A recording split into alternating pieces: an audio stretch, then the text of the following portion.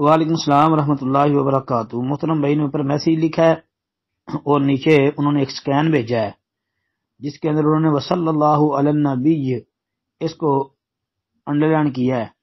کہتے ہیں جی وطر کی دعا کے اندر یعنی قنوت وطر میں یہ الفاظ پڑھنا نبی صلی اللہ علیہ وسلم سے ثابت ہے؟ نہیں بھائی، نبی علیہ الصلوۃ والسلام سے ثابت نہیں ہے یہ الفاظ قنوت وطر میں وصلی اللہ علی النبی یہ پڑھنا نبی علیہ الصلوۃ والسلام سے ثابت نہیں۔